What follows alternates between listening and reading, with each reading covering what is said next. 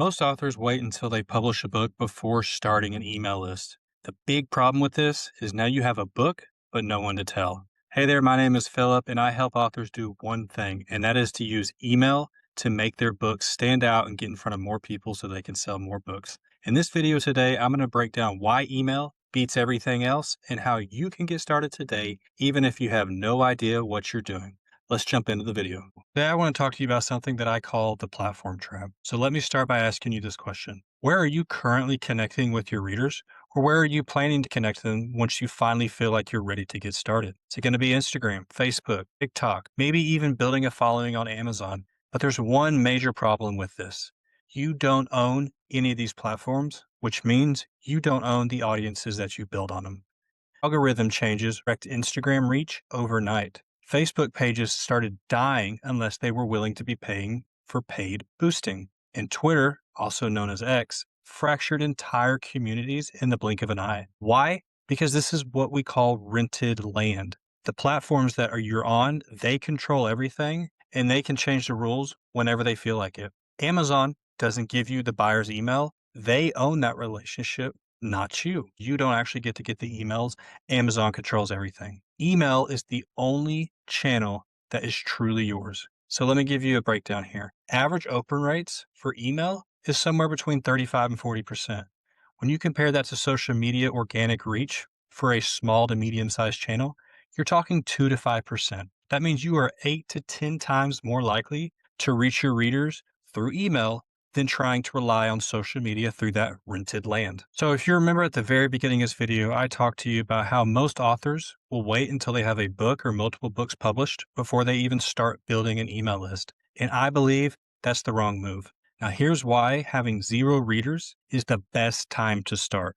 First off, you don't have any bad habits yet. You haven't developed any bad habits that are going to be hard to kick down the road. You can start building the right relationships from day one. And the big kicker is once your book is ready to publish, you'll actually have people to tell versus the ones that are going to have to scramble because they decided to publish first before building an audience. It's a much easier road to success in having a long-term author career if you get started early, especially before your book is published or ready to get out there into the world. Waiting until your book is published to build your list is like waiting until you're sick to find a doctor.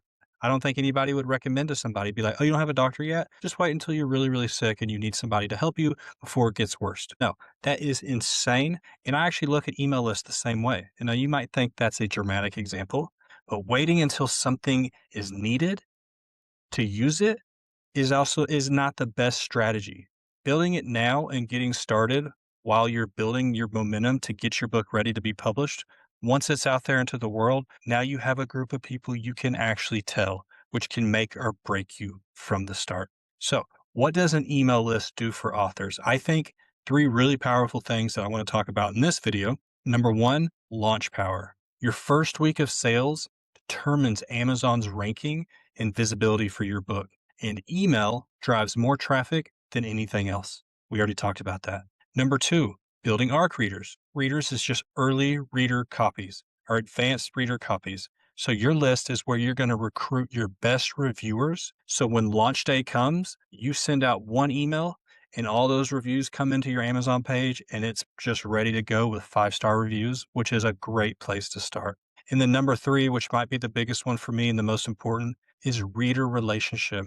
During the time that you're starting and building your list leading up to a launch day for your first book, you are cultivating and building a relationship with these readers. Now, I'm not talking social media where you're posting memes of cats or what you ate for dinner or you're going on a walk for the beach. I'm talking about real meaningful conversations that you're having with your readers by sending an email directly to their inbox without having to worry about living in that rented land of social media where they can change the rules and just bulldoze the whole thing whenever they want. So this is something that I talk about all the time with authors inside my own list, inside the communities that I host.